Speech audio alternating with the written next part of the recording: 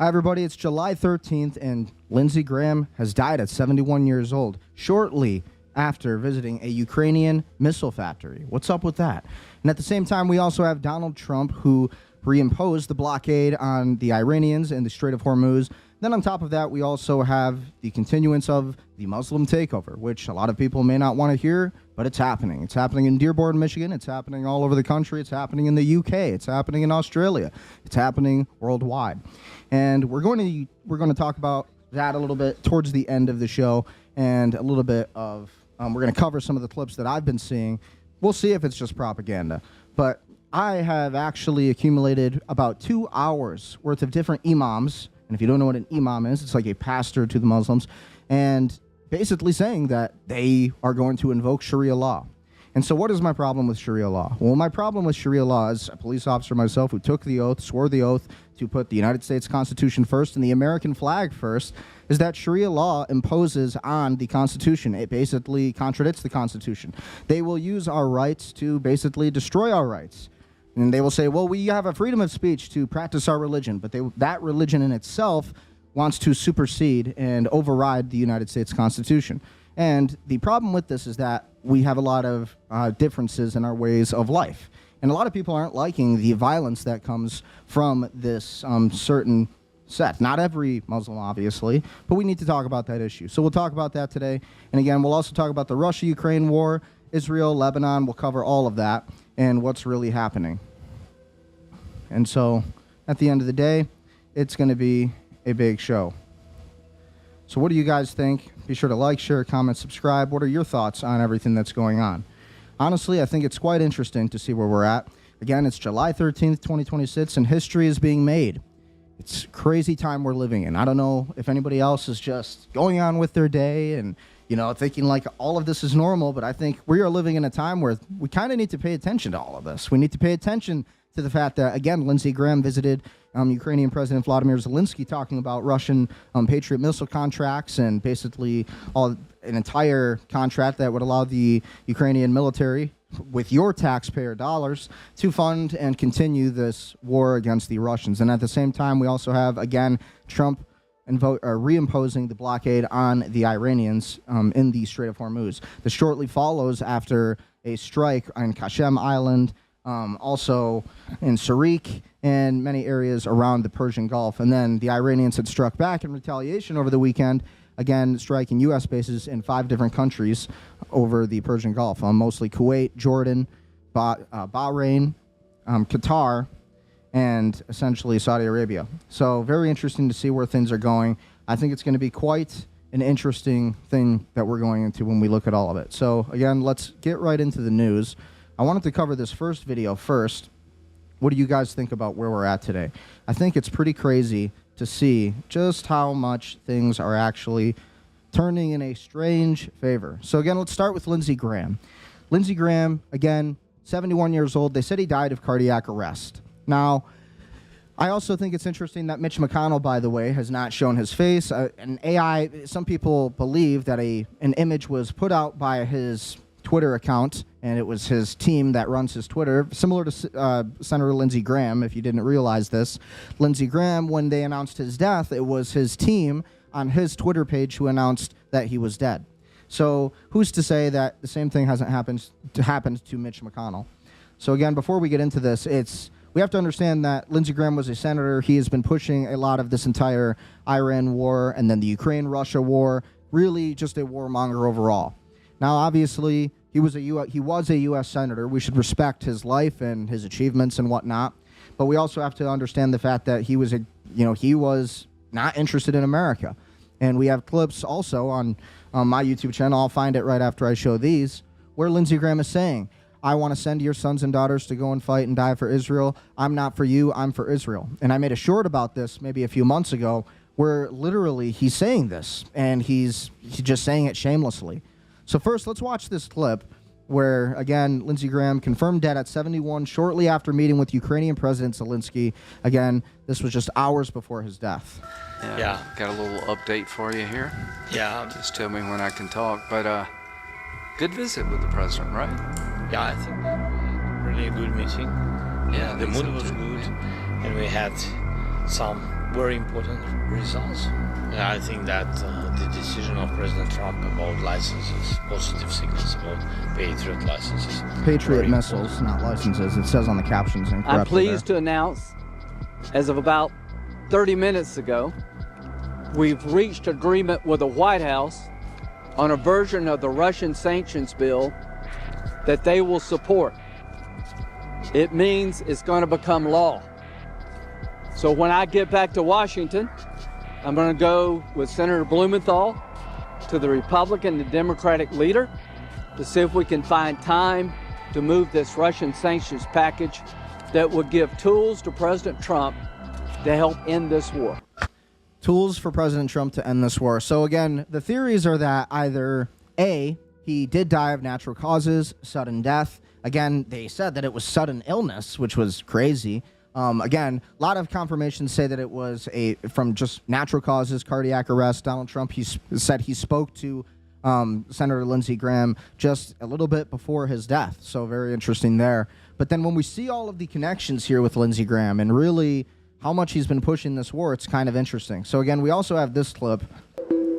Lindsey Graham's timeline, 48 hours before his death. U.S. Senator Graham visits drone production facility during Ukraine trip. Here's the picture of it. Lindsey Graham holding up a drone. The Ministry of Defense reported that drone production enterprises were hit in Kiev. This is where he was. This is exactly where he was. Moscow, July 11th. During the night strike on Kiev, the Russian military hit several enterprises of the military-industrial complex of Ukraine related to the production of drones, and the Russian Defense Ministry said this on Saturday, I mean. So when we look at that, quite crazy. Very interesting stuff. Then dies at 71 after a brief and sudden illness. Weird coincidence? I think so. I think it definitely is. So when we look at really all of that, I think it's absolutely insane. And I actually wanted to look for another clip here. Let me try to find it. Go to my studio here. You'll see some of my analytics. And intentionally, probably watch this new banker clip too here, maybe in this episode. Lindsey Graham. I made another short about him, basically saying that he wanted to send our sons to fight and die for Israel. Where is it? Shorts. This was a while ago, probably like months ago, I found this. So again, Lindsey Graham. Will this work? There's another one I can't find. Can't find it on here. Damn. Well, I have a clip of Lindsey Graham literally saying, we want to send your sons and daughters to fight and die for Israel. So really crazy. Wish I had more of these. I guess I don't have this in here. It's way at the end. I'm going to find this 1 second. Gotta find this. Oldest titles, claims. That's okay. We'll move on. But quite interesting when we see all of this. Pretty insane. So while this ad is playing, because I can't avoid it, I wanted to cover the U.S. blockade that happened with save this recipe. The U.S. blockade that Trump just reimposed on the Iranians in the Strait of Hormuz. I also wanted to cover that. But again, more on this Lindsey Graham story. I think it's honestly wild. Like, Lindsey Graham was the same person who literally said that, again, I want to send your sons and daughters to fight and die for Israel. So again, I think it's just crazy. How do we not talk more about that? And honestly, it is something to pay attention to. So hold on. I do want to find this. I want to find this clip so bad. I have it on here in my shorts somewhere. And it's just old. It's old content. So it's way back here. Where do I find this filter? I know it's here somewhere. I mean, this was like months ago when I posted this. Go to the next page. Again, this was a while ago, so this might take me a minute. I wanted to pull this up before the stream, but I honestly totally forgot. Hopefully I can find this, pull it up here quickly. Where is it? Hopefully I don't pass it. I know I'm close. I'm getting there.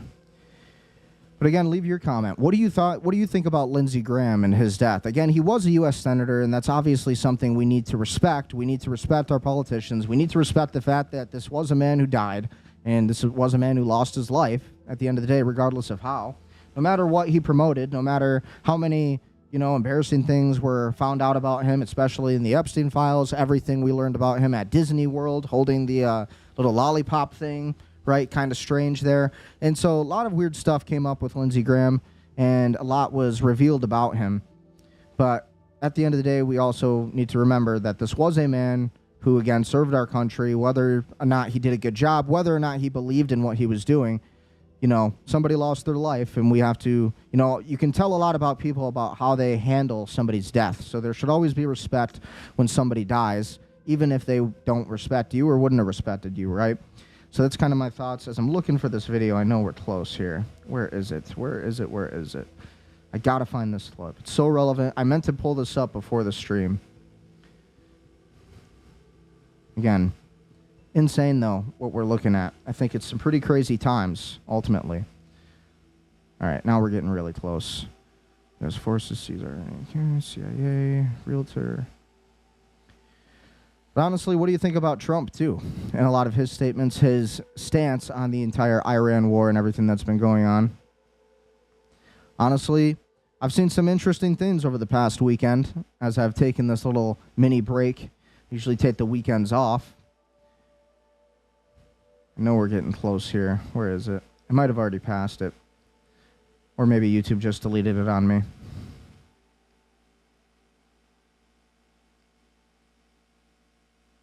think this is it.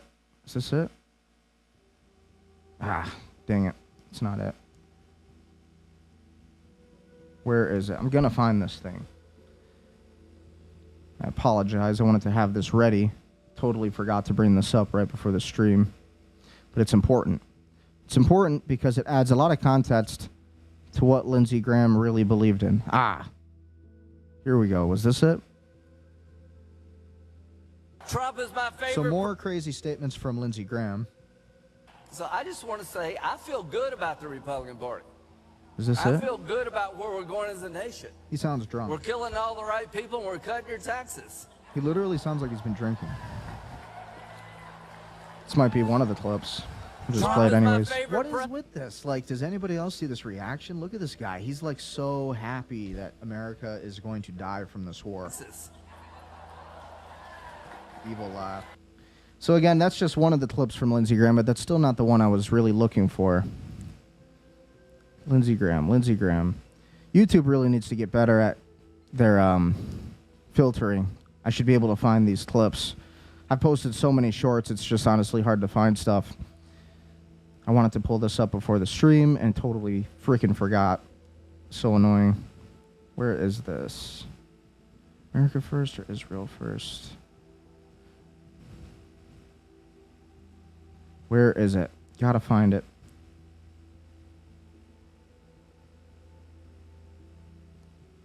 Swear I'm close. Ah, this is the one. This is the clip I was looking for. Sorry about that wait, but this is important.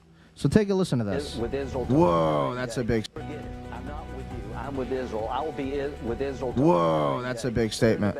Get it. I'm not with you. I'm with Israel. I'll get it. I'm not with you. I'm with Israel. I'll get it. I'm not with you. I'm with Israel. Get it. I'm not with you. I'm with Israel. Very important. I'm not with you. I'm with Hear it. Israel. Get it. I'm not with you. I'm with Israel. Get it. I'm not with you. I'm with Israel. I'll get it. I'm not with you. I'm with Israel. I will be with Israel to our dying day. They're the best ally we could hope for. So we have a commander-in-chief with Israel to our dying day. They're the best ally we could hope for. Look at this guy. I will be with Israel to our dying day. I will be with Israel to our dying day. I will be with Israel Spelled to our Lindsey dying Graham's day. name wrong. That's why it's over and over again. So we have a commander-in-chief. What a traitor. Who I think is Ronald Reagan plus. Lindsey Graham, you are a shameful man. So again, Lindsey Graham is dead now, all of a sudden. So pretty crazy story there. Wanted to cover that. I think it's wild. Ultimately, at the end of the day, I think that, in my opinion, I think it's very likely that he could have been taken out. Could have been an inside job by the U.S., by the Pentagon, just because he's been continuing this war against the American people's will. And again, he was an Israel first politician and a senator for Israel first. He cared about Israel first. And, you know, all the while, the United States is being occupied by the Israelis. So again, I've been saying this in other streams, that the United States is being occupied by both the Israelis right now, and then also we are being occupied by the Muslims, and this is happening. Whether or not people want to believe that, you look at the numbers, the numbers are growing. You know, America has more Muslims in the country now than ever before for the first time in history. And it's not because, you know, most white Europeans are Muslims, but it's because there's so many Muslims coming in with their religion and their customs and way of life that they're bringing that over here. And so at the same time, we also have a lot of Israeli politicians who are allowing this to happen via legislation because it's a part of the plan. It's a part of the entire clergy plan. And I've been saying this for a very long time. Okay, so ultimately, again, another clip I should just pull up right now. Get to the first page here. Got to go way back. So again, I think we're on page 1 again. Are we? Yeah. So Lindsey Graham, first time. So where is it? No, I'm close. Right here. The history of American and European immigration. So again, before we get into the next subject, foreign-born populations in the U.S. So again, YouTube really kind of washed this and didn't really let it get a lot of impressions. But when you look at it, the fascinating history of immigration in America and Europe. And then you look at these quotes. No, there isn't a white genocide by Rosa Schwartzberg, Jewish. Emily Goldstein, yes, diversity is about getting rid of white people, and that's a good thing, she says. Rabbi claims world peace can only be achieved once whites are no longer a majority in any country, by Jessica Schildebeck. Having white children is perpetuating white supremacy. Again, Brian Levitt and Sarah Siegel. Again, all Jewish names. The Dying of Whiteness, book written by this guy, Jonathan Metzl, Jewish. The Jews will lead the multicultural transformation of Europe. Look at what we see now. We have Muslim immigration, and the politicians just allowing that to happen. Again, the Jews will lead the multicultural transformation of Europe. Again, that's from Barbara Lerner Specter, and she is Jewish. CNN's Andy Cohen. Everybody loves Andy Cohen, right? Andy Cohen from Bravo. Well, he said, I hate white people. Posted on November 20th, 2018. Commentary, no, Jews aren't white. So again, they don't like to take on that white identity. That's by Leo Leibowitz. So as much as we think we have a Muslim takeover, which we do, and Sneeko likes to say, that's not true, that's not happening. Well, Muslims also, it's part of their religion to deceive Christians into believing that they are not taking over. But when they gain enough in numbers, they will do that. And that is all part of the clergy plan, the Great Replacement, which is being run by the Jews right now. Mamdani says white neighborhoods should pay higher property taxes. The price is white. Again, forbid the whites to mate with whites. The white women must cohabitate with members of the dark races, the white men with black women. Thus, the white race will disappear, means the end of the white man, and our most dangerous enemy will become a memory, and our race will rule undisputed over the world. Our superior intelligence will easily enable us to retain mastery over the world of dark peoples. Nahum Rabanovich, Canadian rabbi. You white people are on the endangered list, and unlike, say, the bald eagle or some exotic species or a muskrat, you are not worth saving. In 40 years or so, maybe fewer, the world will not have any more white people around, and that's a good thing, he says. Again, that's Tim Wise, Jewish anti-racist activist. Interesting. Quite a racist statement from him. Again, we looked at that last one. Hold on, go back to that. The goal is abolishing the white. The goal of abolishing the white race is, on its face, so desirable that so many find it hard to believe that it could occur in any opposition other from the committed from white supremacists. Make no mistake about it. We intend to keep bashing the dead white males and the live ones and the females too until the social construct known as the white race is destroyed. And then you have all these different articles here. Harvard professor argues abolishing white race, abolish whiteness. You have all of this. Where do you think this comes from? So some people would have already, the whole narrative was that this was liberalism in America, which it is to a very large degree, but it actually at a greater level. And when you understand more of what's really happening, this is a Jewish supremacy problem in the United States right now, an Israeli occupation. And part of that, again, in their belief, is this blood libel of thousands of years, this kind of revenge on white Christians that they believe is necessary for the temple and for the Roman conquest and the Inquisitions, all of these things. They want to get payback for this, and because of the blood that was spilt in Europe of Jewish blood, and they believe that they want to get rid of white people and that this is what they're going to do it. Okay, so again, you have all of these articles right here saying it. You wonder where it comes from. Well, it usually comes from the Jews. And I don't say this as an anti-Semite. I'm saying this as an analyst and a researcher, and because this is a conversation and it is a very real thing happening in our country. H.R. 8800, National Defense Authorization Act, fiscal year 2027. This is going to be passed in the Senate to fuse the United States military and the Israeli military coming very soon. Again, this October, they're going to vote on this. They're probably going to vote it through.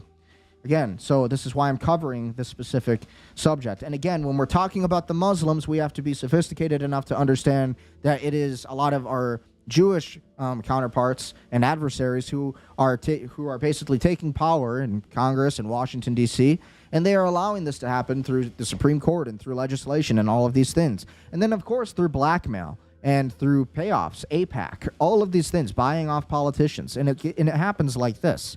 And so they open the borders, and who floods in?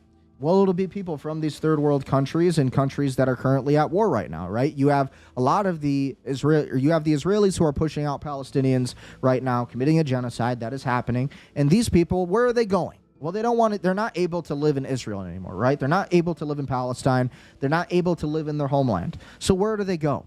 Well, again, Trump was part of this. He ended up being a part of an entire migration movement where a lot of these Muslims ended up going to Ireland and Scotland, where my ancestors come from, and then Germany, as well as where my ancestors come from, and then also, again, especially England and all of these places.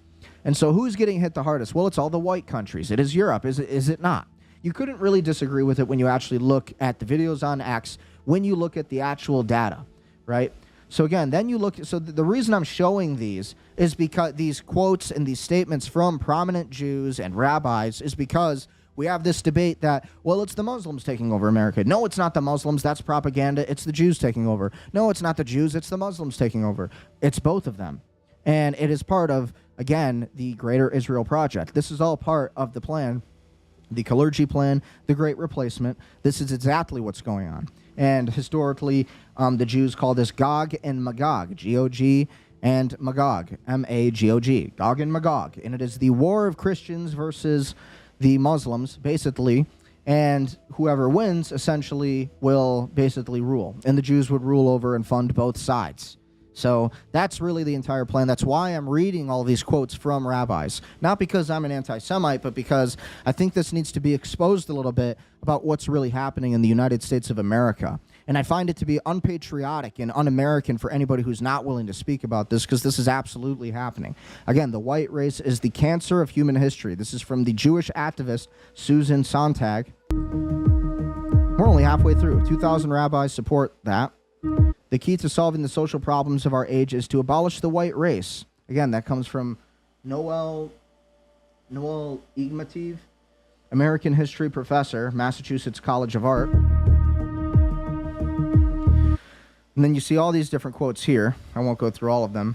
I'll go through a few. U.S. rabbis envy Canadian counterparts' chance to welcome refugees. British Jews lay groundwork for influx of Syrian refugees. Bottom left-hand corner of this clip.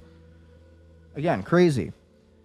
10 Jewish groups defend plan to admit refugees. How can we call ourselves Jews and bar Syrian refugees? Dutch Jewish refugee village may shelter Syrians. Jewish groups slam White House for baby step on Syrian refugees. Jews unite to defend policy on Syrian refugees with few exceptions. Jews group lead push to crack open doors to Syria refugees. Again, these are people of total war. And you get the point. Over 1,000 U.S. rabbis petition lawmakers to welcome refugees. Well, I wonder why. because we're so loving and because the white man is bad. Yes, according to the Jews. And that is the problem here. And again, this is not an anti-Semitic thing I'm trying to say. I don't consider myself a racist. I don't consider myself an anti-Semite. I consider myself a Christian, but I also consider myself a historian. I consider myself a researcher, an analyst. That's what I do. And at the end of the day, we have to say what's actually happening. We have to say what's really going on in our country. This is what's going on. And we are not allowed to talk about it. So again, if you are Jewish listening to this, understand that I don't hate you. I don't have any kind of hatred towards Muslims or Jews. I think it's important that, we have to have a real conversation. If you have a problem with America, then maybe you ought to leave. And at the end of the day, it's just all you're doing is creating more animosity, and you're not helping your case. So again, all the people behind removing the white Australia policy and forcing immigration and multiculturalism were Jewish every single time. Again, Walter Lippmann, Isel Leibier, Mark Leibier, Richard Pratt, Colin Rubenstein, Andrew Maricus, David Beidel, and then Frank Lowy. And a lot more. And again, that's what's happening right now. America and Europe. America and Europe is seen as Amalek to the Jews. America and Europe are seen as Esau in the Torah. And they believe that for the punishment for the Romans, the modern day Romans, which would be America and European countries, all of our people, basically white Europeans, native white Europeans, we would be essentially replaced. That is why they call it the Great Replacement. The Kalergi 11-point plan to subvert Western civilization, the creation of racism offenses, continuance of change to create confusion, the teaching of sex and homosexuality to children, the undermining of schools and teachers' authority, huge immigration to destroy identity, the promotion of excessive drinking, emptying of churches, an unreliable legal system with bias against victims. Again, emptying of churches, though. I want to say that. You see that happening all over the place. You see in Dearborn, Michigan, you see, again, a lot of these Muslims will come here, not necessarily Jews, it'll be Muslims, but they will pray in front of Christian or Catholic churches, and they will, guess what? Who doesn't go to church then? Christians and Catholics. Because they're scared of these people. Why wouldn't you be? They're praying in front of your church, they're trying to make a statement, they're taking up space. Let's just be honest about what it is. And so to say that it's a peaceful religion is absolutely insane. At the same time, it is the Jews who are allowing this to happen. And because they are occupying and overrepresented in our current government at this current time in history. An unreliable legal system with bias against victims, dependency on the state or state benefits, control or dumbing down of the masses, encouraging the breakdown of the family. You see this in Hollywood movies and music videos and music itself. And then you have this quote, "We intend to turn Europe and North America into a mixed mongrel race of Asians and Negroes ruled over by Jews." Jewish EU founding father, Richard Kondahov Kalergi. Taken from his book, Pacture Idealismus, in 1925. And then again, you look at the Jewish NGOs promoting mass immigration. All these different companies here. The HIAS, the IRAP, all these different organizations. Europe's population changed from 25,000 for 2025 to 2100. So that's pretty much what we're looking at. Russia, 17.6 million. Finland, 1 million. Poland, 18.8 million. The UK, can't really read that. It's like 4.8 million. 6.8 million. I can't really read it. It's small writing. Iceland, 35,000. Norway, 208,000. Sweden, 710,000. Germany, 13.1 million. Italy, 23.8 million. France, 1.8 million. Spain, 14.8 million. Ukraine, 23.8 million. So tell me again that this is all not happening. You're not... they can't just continue calling people anti-Semites and conspiracy theorists when these things are absolutely happening. So yeah, this is the very real incidents of the Kalergi plan and the taking over America, which we're going to talk about more. I'm going to cover more of those videos in this episode. But first, again, now I wanted to cover this Trump saying the U.S. will launch Iranian blockade in the Strait of Hormuz. Out of the Middle East, where the U.S. and Iran are currently locked in a power struggle over the Strait of Hormuz. So President Trump writing that the strait remains open, adding the U.S. will now reinstate its naval blockade in the crucial waterway.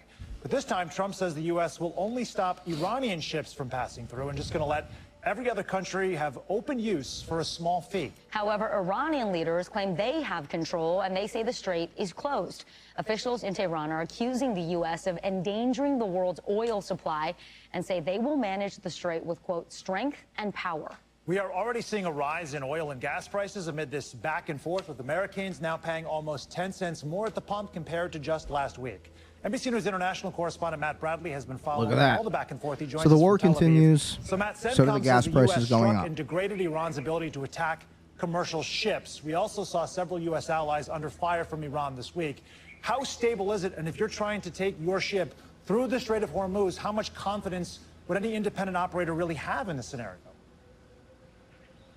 Yeah, I mean, not much confidence at all, and that's why we've already seen the number of ships that have been going through the Strait of Hormuz decrease to essentially the level that we saw before that memorandum of understanding was signed by President Trump and by Iran last month. So we're talking about a return to the status quo in so many different ways, because first of all, it's clear that the main thing that that memorandum of understanding was designed to resolve was governance and passage through the Strait of Hormuz. That is clearly still an open wound in this conflict, and one that could lead to even more violence. So we haven't really seen any fighting since overnight, which was the last time that we saw the United States striking Iran, and that was on the U.S. side. The Iranians, according to several regional allies of the U.S., have been firing at various countries throughout the Gulf region, including countries like Kuwait, Bahrain, Jordan, and Oman. So this is an issue that is really standing in the way of just about every other aspect of this ceasefire. Definitely is. Matt, any word on a timeline in terms of when peace talks, any sort of negotiations may resume at this point? It's a great question, Vicky, and the fact is that we haven't heard. So before they even talk, it's important to remember that even Trump said himself that he doesn't want to negotiate with the Iranians anymore. And again, you know, I still believe we should not be involved in this Iran war. But now it's like we have to win, because we either have to win or we have to walk away and take a different country and focus on Venezuela, which is already happening simultaneously. They're not talking about that. But when we look at the Strait of Hormuz and the access and this fight right now, the Iranians were saying, well, we will charge the world 20% if you want to pass through and get oil. And now the Americans are saying, well, we'll charge 2%. And so basically kind of counter-offering and making a better deal in order to get people to work with the United States and to work with us. And here, who knows if we'll even keep our word, right? The United States has a tendency to not keep its word when it comes to a lot of these geopolitical deals that are made. And again, it's important to note, we already were controlling the Strait of Hormuz before all of this started. Before this entire Iran war started, guess who controlled the Strait of Hormuz? It was the Americans. We controlled it. Ultimately, we had bases that were secure over the region, and we were making money. Everything was good. Oil prices were good. Now, we are struggling, and the oil prices are going right back up. So it's important to make that distinction. Anything at all. We have had no word of any rescheduled negotiations. We haven't seen any real effective negotiations for about 2 weeks since we saw negotiators meeting in Doha and Qatar, but by all accounts, that went nowhere. And what we're talking about now, again, are not these 60 days of negotiations toward a comprehensive deal. That looks very far away. If anything, the negotiators and all of the talks, if they were to happen, would still be focused on the primary issues that brought us up to this memorandum of understanding. That the Strait of Hormuz should be unblocked, that the fighting should stop. Both of those things are still ongoing. All right, Matt and Bradley, we appreciate it. Thank you, Matt. We thank you for watching, and remember, so yeah, that's pretty much everything that's going on with the Iran blockade. The Iran blockade is now back in place.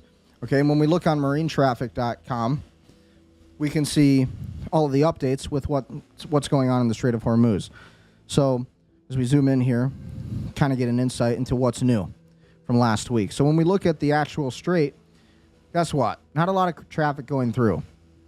Okay, and we have this Jersey Devil 404, which is not a real vessel, by the way. This is a troll vessel, as they call it, basically to trick analysts into thinking that there is an actual American tanker crossing the Strait of Hormuz that's not real. Whether the Americans put that there, whether the Iranians put that there, it doesn't matter.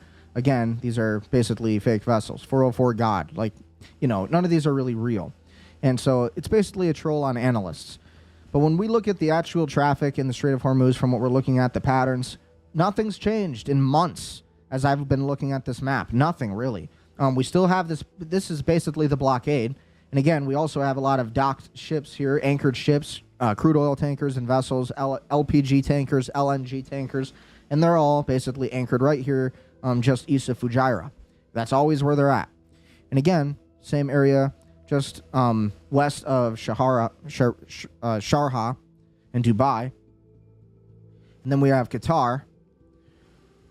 Again, more anchored vessels and a lot of strikes taking place in Qatar right now. Same thing with Bahrain, a lot of military movements. But again, when we look at the entire Persian Gulf, everything looks the same. I've been tracking these little spots here where these crude oil tankers seem to be anchored up. And I've also been paying attention to the map on Karg Island. Nothing here. Pretty much just the same thing we've been looking at for months. Nothing's changed. Iranians pretty much securing the entire zone. And then when we look to the west, we see the Red Sea, north to south traffic, everything going through the Bab el-Mandeb Strait. So we still have traffic going through there, basically forced to go in and around. And then the Suez Canal, still limited traffic through here, very limited. But we do seem to have some Liberian oil tankers and chemical tankers going through there. And Liberia, again, is basically a proxy of the United States through our marine vessels there. So again, we're seeing more traffic going through the Suez Canal, but who knows how long that's going to last. Again, in Port Said, we still have a ton of vessels anchored down right here, not moving, and they've been stuck there for a while. When we look near Cyprus, big trading route, a lot of scattered activity here. When we look Lebanon, again, limited traffic, no ships or no vessels really going to or from. Again, we have a French vessel here. And when we look at all of this, it doesn't look like there's a lot of traffic going to South Lebanon, of course, because the Israelis are occupying that right now. And then we have Israel, which seems to have pretty normal traffic going to in and out. So nothing really changed. And then lastly, we're always looking at the southern tip of Africa, the Cape of Good Hope here, which is where you'll typically see a lot of these oil tankers going all the way around just to get to Europe or to Sri Lanka, just south of India. So that's pretty much what's going on with the marine traffic. So again, how has this been affecting oil? Oil prices at $83.19. WTI crude is at $78.14. Murban crude's at $77.55. And natural gas is down at $2.89. Why the UAE is taking a bigger piece of America's LNG crown jewel. XRG has expanded its stake in the Rio Grande LNG project, giving the UAE a larger role in one of America's most important LNG export facilities with Washington's apparent backing. So a lot of big news happening with oil, but at the end of the day, the oil prices seem to be going up because analysts are realizing and Wall Street's realizing that we seem to be ramping up this war all over again. When we look at the gold prices, gold is declining again. We're now under $4,000. We were above $5,200 before this war started. Now we're at $3,994 an ounce. And then with silver, $57.43. So gold's taking a hit. When we look at crypto, again, you look at crypto, not much different. We also have the fear and greed index currently sitting at 27 right now. So not much different from last week. Bitcoin's at 62,000. Ethereum at 1,765. Again, XRP at $1.06. Solana at $74.68. Hyperliquid at $63.34. Chainlink at $7.84. And Cardano at 15 cents. And then with a lot of these different assets, like Hedera, 0.066 cents. So Avalanche sitting at $6.40. So the crypto market's basically right where it was. Now, other analysts are saying that we could see something with the Clarity Act when it comes to crypto by the end of August. We actually could see something. We could see something, by the end of July. So by the end of this month, we could get some kind of vote. Doesn't mean it's going to be a good vote. In my opinion, I don't really know. It seems like the banks are the only ones who don't want this to pass, along with a lot of the Democrats, for whatever reason. And in my opinion, I think it's crazy, because how are we going to pay for any of this war? Right? It's really a way to suppress this emerging market from going on. And, these banking regulations, when we can't pass these bills, China's over here taking over with Bitcoin and all these different crypto industries, right? We have El Salvador, which is using Bitcoin regularly, and it's a big part of their wealth, and it's a big reason they've been able to restabilize their economy. But here in the United States, we're suppressing this emerging market. Pretty terrible stuff. It's not good. And then the stocks ended today lower as oil prices surged on renewed Hormuz tensions. SK Hynix lead chip stocks and the sell-off. So again, stock market, everything's pretty much down today when it comes to the markets and what we're looking at there. On top of that, again, Trump says the U.S. will blockade Iran and Strait of Hormuz and charge ships for straight passage. We covered that a little bit. The U.S. military began another round of strikes against Iran on Monday, U.S. Central Command said, as U.S. President Donald Trump said earlier on Monday that the United States is reinstating a blockade on Iran in the Strait of Hormuz and will charge other ships for safe passage. The move escalates struggle for control over the critical waterway after mutual attacks in recent days. The U.S. military said it would resume its blockade of Iranian ports on Tuesday at 4 p.m. Eastern. The U.S. launched several waves of heavy strikes on Iran into Monday morning, hitting some 140 targets over an Iranian attack on a container ship in the Strait of Hormuz. Iran retaliated by targeting countries across the Middle East. The exchanges of fire sparked by Iranian attacks on ships in the Strait have cast increasing doubt on the interim peace deal reached last month. The U.S. lifted a blockade from mid-April as part of the deal, which also called for the Strait to be fully reopened. The U.S. had also, until now, said that the Strait should remain open without tolls at all, its pre-war conditions. And then, of course, Governor Henry McMaster announced at a news conference Lindsey Graham's sister, Darlene Graham Norton, has been named as her late brother's temporary replacement in the U.S. Senate. Trump said Monday he's recommended Lindsey Graham's sister as the temporary replacement in the U.S. Senate. Graham, one of Trump's closest allies in Congress and an advocate for the U.S. military aggression in Iran, died on Saturday at 71. And again, on Friday, he was at the Ukrainian drone facilities, inspecting and looking at new projects there. So who knows, maybe the Russians had something to do with it. Maybe it was an inside job by CIA and just to get rid of a guy who is really trying to continue this entire war. Who really knows, right? Or it could have just been natural causes and cardiac arrest like everybody is saying. So we'll see. Meanwhile, judge said that the Trump IRS lawsuit was filed for improper purpose, refers to lawyer for possible discipline. President Donald Trump's lawsuit against the Internal Revenue Service over his leaked tax returns was filed for an improper purpose, a judge said Monday in a scathing decision that referred one of his lawyers for potential disciplinary action and categorized the $10 billion complaint as an exercise in self-dealing. U.S. District Judge Kathleen Williams accused Trump and his lawyers of having manipulated the court system when he sued a federal agency under his control, bypassing a requirement that parties in a lawsuit must have advertised interests and laying the ground for a settlement that granted him immunity from tax audits and created a fund to compensate allies of the president who say they were unjustly persecuted. Again, I think about Howard Lutnick with this. Think about the Cantor Fitzgerald scandal with the, again, tariff buybacks and all of that. That was awfully weird. And again, who's really seen their $5,000 Doge checks, right? Never saw those.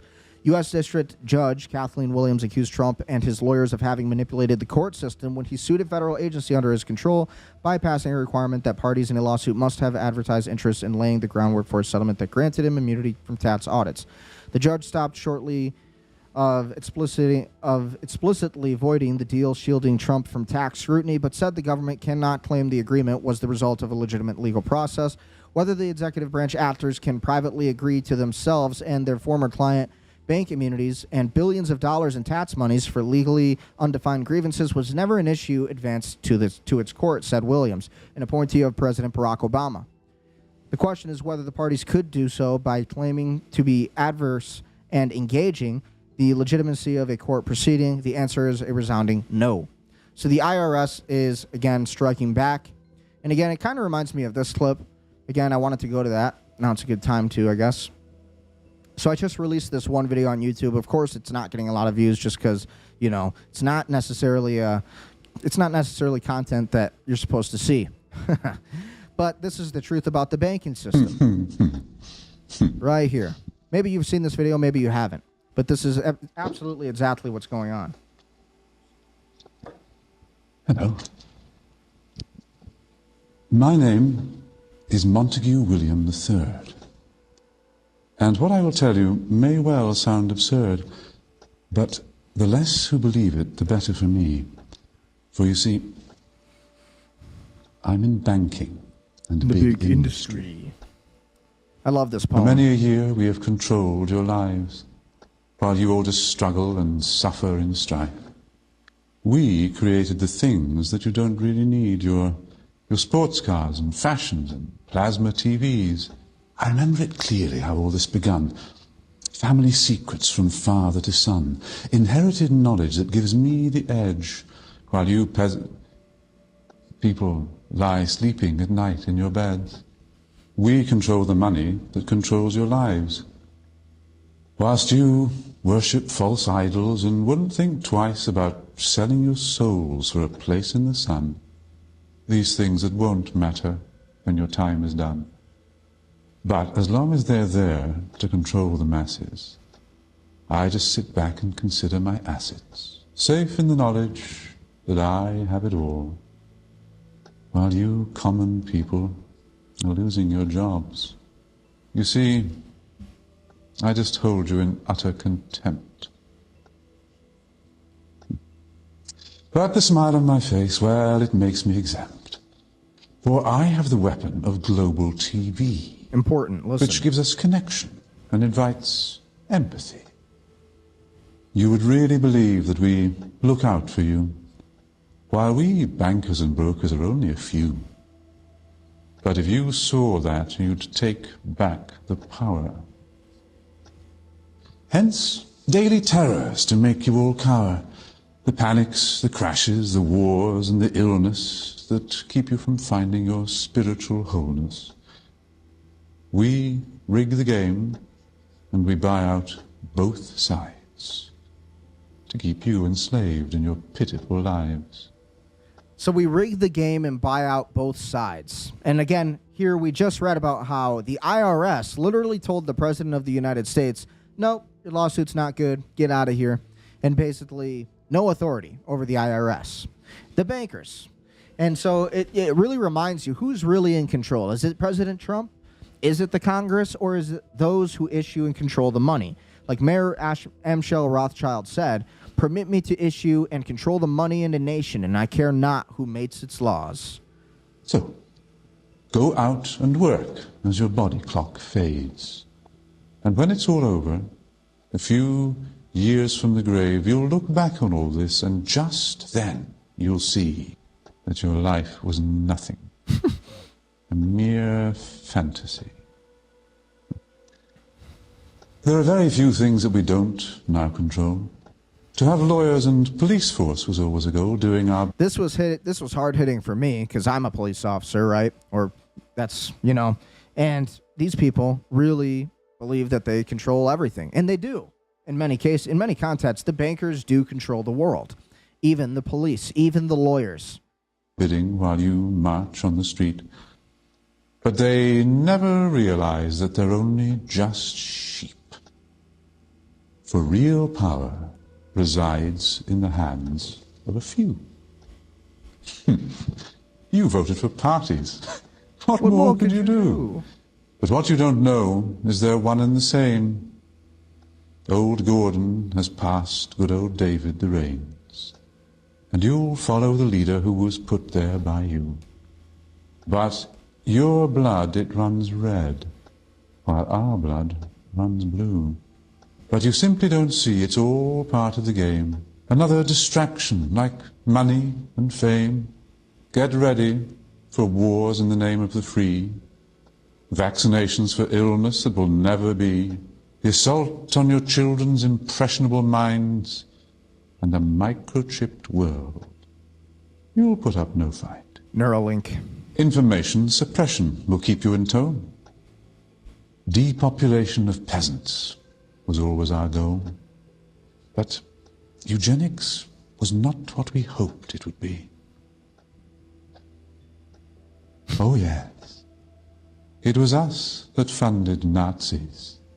But as long as we own all the media too, what's really happening does not concern you.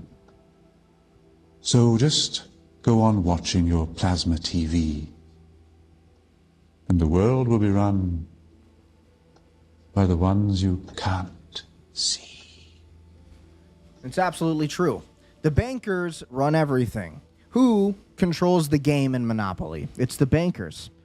When you play the game of life, the board game, who controls it? Well, it's the guy with the money. It's the banker. It will always be the banker. The banker controls the game. Bankers are like God. And when I say bankers, I don't mean the people who work at the bank. Those are just, again, other peasants to the bankers. I'm talking about the J.P. Morgans, the Jamie Dimons. Again, I'm talking about the Lord Jacob Rothschilds. I'm talking about the men who created it, the Morgan Stanleys, the Goldman Sachs. These men, basically, are the reason everything really continues on. And the entire machine, the simulation, continues going like an orchestrated symphony. And you follow right along. And so I love this, and that's why I wanted to play this, because it's absolutely true.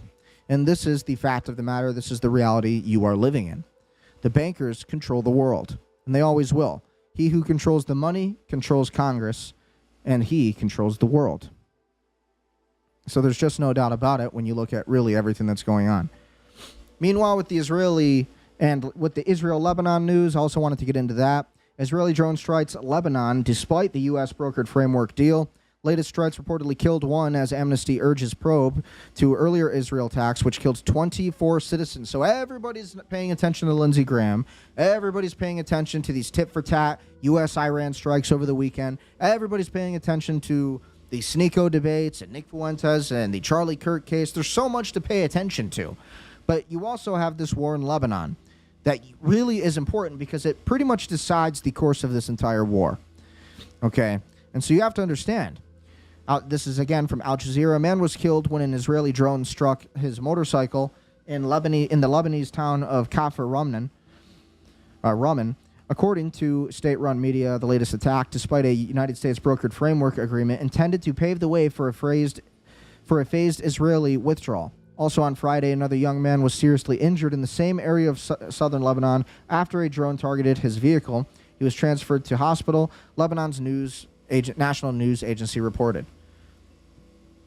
Pretty wild. In an incident earlier this day, 2 people were injured when an Israeli drone struck a pickup truck that was unloading rubbish on the outskirts of town in Chokin and Kfar Dahal in the Nabatea district, NNA said. Separately, Israeli demolition operations shook the broader town of Qiyam overnight. The NNA also said drones targeted the town of Al-Faqqa. No casualties were reported there. The attacks were after the Amnesty International called for war crimes investigations into 3 earlier Israeli strikes in March that killed 24 citizens, including 12 children. The attacks hit... Hold on. Everything's got to be glitchy. The attacks hit homes in Tyre, Sidon, and Nabatea districts on March 6th, 12th, and 13th, killing 6 women, one of whom was pregnant, and 6 men. At least 18 people were wounded. Amnesty said on Thursday that its investigation found grounds to conclude that Israeli forces violated international humanitarian law by striking civilians or civilian property, failing to distinguish between military and civilian targets, or failing to limit civilian harm. Within the space of just a week, the Israeli military obliterated the entire families, including a dozen children in Lebanon, demonstrating a callous disregard for civilian lives. How many more families will have to pull the body parts of their children from the rubble of this devastating cycle of war crimes? Said Amnesty's Christine Berkeley. So, again, that's what the Israelis are up to today and yesterday. Meanwhile, we also have all of the news happening today with the Russia-Ukraine war. Ukraine-Russia war's latest. Pretty big. Kiev hits 15 Russian ships as Kremlin says it will monitor coalition of warmongers in Paris. Ukraine's drone commander says forces hit 15 vessels in the Sea of Azov shipping route overnight, including 7 tankers. Submit a question for Michael Kart's live in question tomorrow. So again, it's just 13 hours ago. Kremlin monitoring coalition of warmongers in Paris after Russia and Ukraine exchanged strikes. What you need to know.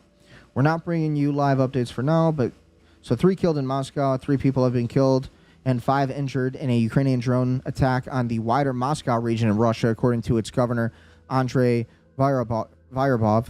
Vyarbov said Russia air defense units downed 81 drones over the region overnight.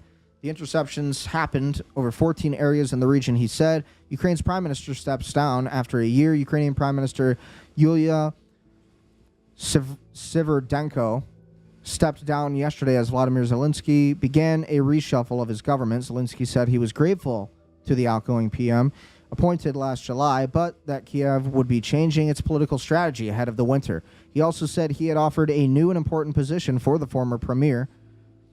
Zelensky did not specify who he would ask to lead the government or what Svyrdrenko's new position would be, but he expects MPs to make the corresponding changes. So again, that's what's happening in Russia and Ukraine right now. Pretty wild when we see all of it. So we have to consider all of this big news happening when it comes to this entire war. Okay. Meanwhile, we have this Muslim takeover. Okay. So again, now we're going to get into some of these clips covering, why I think we need to really talk more about this issue. This is, meanwhile, in Manchester, United Kingdom. Again, they've got machetes. Welcome to England. So regardless of when this even was, why is this happening in a first world country? Why are we allowing these people into our countries? I mean, they are taking us back 1,400 years. Like, this is not the future. This is not what America should look like. This is not what England should look like. None of these are English people, by the way. These are all literal immigrants, Muslims, and they're waving around swords like it's literally 27 BC. Insane. Crazy. Brave man asks Muslim, why do you live in a white Christian country and not your own country or an Islamic country? He tells you. It's not a white country because I want to tell people about Islam. And if I stay in a Muslim country, they're already Muslim. So there's no point of me telling them about Islam, right? So I have to be in a place where people are not Muslim, right? So if I'm in the UK, there is a lot of people who are from different religions, different faiths, where I can have a dialogue, because this is what I do, right? Interfaith, religious discourse, and all of that. So I engage with different people. Could a Christian move to a Muslim country and freely and openly convert the people from Islam to to Christian? Well, ideally, under Islamic law, no, you're not allowed to, because Christianity is false, while Islam is the truth. So because they say Islam is the truth and Christianity is false, you have no right to go over to their countries and try to impose your religion on them. But they can come over to Christianity and impose their false religion, the real false idols here. They can try to impose their false religion onto us. And obviously it is. Do you ever see happy Muslims? I never see happy Muslims. I never see Muslims who are advanced. They seem like they are always like 1,000 years in the past, and they're extremely violent, and they're trying to bring this anti-American attitude into our country. And they want to change our country into something different. They believe that Christianity is a false religion. Well, sorry, buddy, I got news for you. This country was founded by Christian men and Freemasons, of whom were foundationally Christian at that time. So I really don't want to hear how we need to become a Muslim country. We were the ones who freed you and gave you all of the essential abolition from slavery. All of this came from the white European Christians. Our religion is the reason that your religion even has the right to stay here. So for these people to come over to our country and say that, well, Christianity is a fake religion and we need to change it. I'm coming over to America to change it. I can't change people from Christianity to Islam if I don't come to a new country. Well, it's like, so basically you're just going to abuse our immigration laws in order to change our country into a third world Muslim country. You want our women to wear burqas, and you want to punish the women for showing their ankles, and you want the men who are not Christians to be slaves and, to be taxed. You want to take our property and our land. What is the difference between the Islamic people and the radical Jewish people and the Zionists, really, I should say? What is the real difference between that? Because when I see videos in Israel and I see these same people violently taking over homes from Palestinians, well, you're just doing that to Americans now. So what makes you think you have the right when we brought you over here from your war zone and give you free money under our system so that you can open up a business, put your own language on it? This is why immigration is a major problem in this country. This is why we need to get rid of this 14th Amendment. And, there needs to be some kind of critique of it. there needs to be a change, an amendment to this 14th Amendment, because it's allowing this kind of behavior. You're allowing invaders to come over to your country and to change your country and your homeland. Basically, people who have no ability to assimilate. They don't want to assimilate. They don't believe in the American flag. They want to change it with a Sharia flag. They want to change our churches into mosques. They want to take up space in the streets and pray at 5 a.m. for their God, and basically disrespecting all of those who don't believe in their God. And it's just absolutely insane. This is not a religion of peace. Nobody will ever convince me of that. Don't allow these harmful ideologies to infiltrate into our people. When tolerance becomes a one-way street, it leads to cultural suicide. When I am able to fly to Saudi Arabia with my Bible in hand, with my cross around my neck, to go to Mecca and go to a church, then guess what? We're good to go. But until that point, we have to understand the objectives and the goals are to dominate and to take over. And so again, if you don't believe me, here are two quotes that literally say it. I was called a liar for my statements on Sharia law and its rules against non-Muslims. Here you go. So I pulled these up. These are my screen recordings, my screenshots. Here's the exact quote from Quran 973, which is identical in the text of Quran 66:9 from the widely used Sahih International Translation. O Prophet, fight against the disbelievers and the hypocrites and be harsh upon them, and their refuge is hell, and wretched is the destination. That's in the Quran. That's for anybody who's not a Muslim. And this is a peaceful religion? I call bullshit. You also have, fight those who do not believe in Allah in the last day, nor comply with what Allah and the prophets have to say. Hold on. Pull this up and get this out of the way. There we go. Nor comply with what Allah and his messenger have forbidden, nor embrace their religion of truth from among those who were given the scripture, until they pay the tax, willingly submit, or are fully humbled. So don't tell me that Islam is a religion of peace.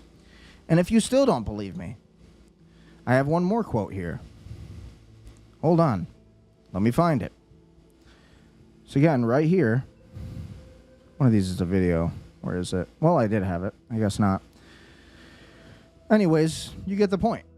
For those who do not believe in Allah in the last day, nor comply with what Allah and his messengers have forbidden, nor embrace their religion of truth from among those who were given the scripture, until they pay the tax, willingly submit, or they are fully humbled.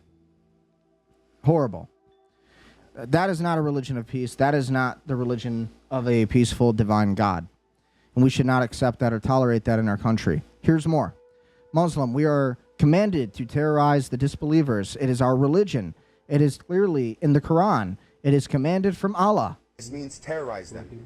We're commanded to terrorize the disbelievers. And it's a religion, like I said. Commanded to terrorize the disbelievers. The Quran says very clearly in the Arabic language, turhibuna.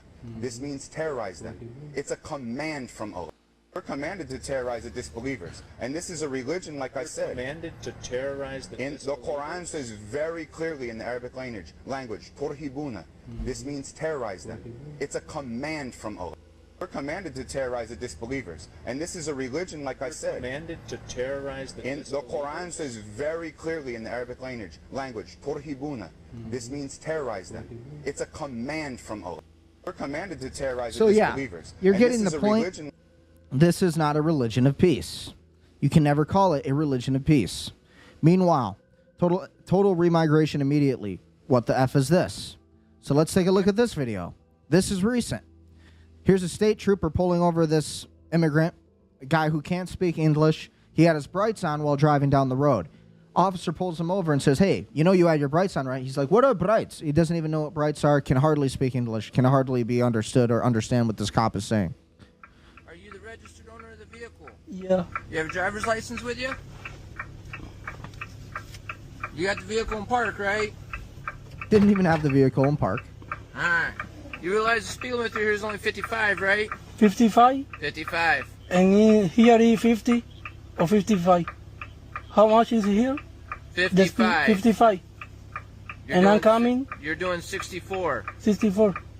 You also have your high beams on. You're not supposed to have your high beams on when you got traffic around you. Hey, Dearborn Police Chief, is this right? Is this okay? Should we have more of this in our country, or is this officer just doing a terrible job? No, this officer's completely correct, and I feel for this officer. I've pulled over so many of these kinds of drivers who, pretend to not understand what you're saying. They pretend all of this stuff, but then they play stupid, or they really just don't know the laws. They're literally ignorant to our laws. They do not care. They are issued driver's license specifically so that they can have citizenship in order to vote. This is a political issue. And we are being told that we need to bring in more of these people who cannot drive. Any reason why you're driving down the road with high beams on with traffic around you? I'm not sure. What do you say? Your high beams. High beam. What is a high beam? What is a high beam? What do you mean, what is a high beam? I don't understand. How is this acceptable? Bright light. The light. Yes. Oh, how in the hell is this acceptable in my country? How in the hell are we allowing this? Why are we allowing this? Like, we are living in the most... Oh, I can't... There's so many things I could say. We are living in the most low IQ time in history. If we are living in a country that says we need to invite in thousands or millions of these same immigrants so that they can get a driver's license from the DMV for free, when they can't even speak English, they don't even know what a high beam is, they don't care about the speed limits, they abide by zero traffic laws, and then when they get pulled over, they are arrogant, aloof, and they don't even care. And I can tell you, I've pulled over so many men like this, so many foreign kind of drivers in the same context. They're always disrespectful, and I'm always respectful. They're always disrespectful. Unbelievable. Like, we need to have a standard, and I feel for this officer because I've been in this same guy's shoes. I've been in this situation. I've pulled over these kinds of people, and it's absolutely terrible. And we need to really, really put a check on immigration in this country for these reasons. I don't see nothing. Okay, when you drive down the road with your high beams on, you blind traffic around you. It's illegal to do that. Oh, I can do that. He has to talk to this guy like he's literally just out of driver's ed. This is how, like, the first time you get pulled over by a police officer, you just got your license. Let's just say you're 16 years old. You get out of you're in high school. You get your driver's license. You go out with your mom or your dad. You're getting your driving hours in. You get pulled over for the first time. This is like the way that cops will talk to you. This driver is a man who's probably like 35, 45. I don't know how old he is, but clearly not new. He has a CDL and doesn't seem to know any of our traffic laws here in the United States. And this is all the time. No, they teach that in driver's ed. You're not allowed to drive down the road with high beams on. I turn on the light because I don't see with your light is white. Your light is white. I don't see good. What's my light got to do with it? I have factory low beams. Those are regular headlights. What's my lights got to do with anything? Poor cop. I've been there, dude. So you saw my lights and turned your high beams on to blind me? No, because I don't see good. I don't see for your light is white. I don't see when you are close to me. I don't see good. Okay, all is black. Why did you turn your high beams on? To see better the street. Okay. Why, when you saw me coming, why didn't you turn them off? Okay. Why didn't you turn them off when you saw me coming? I don't understand good. Because it's illegal to drive down the road with your high beams on with traffic approaching you.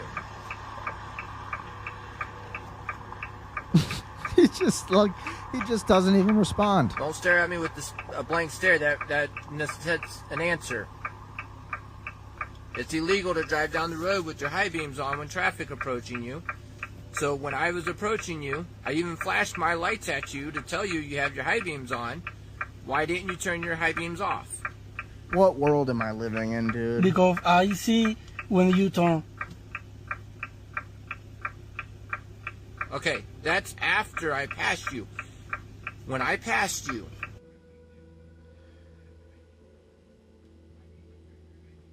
Why?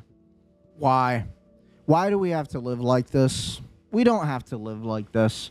We don't have to live with people who can't even drive from a completely different country, who don't respect our traffic laws, don't understand our laws, don't even respect our country. We don't need this. We can just say no. If you're a cop, you can just say no, you know. You can, like, protest this. You can do something about it.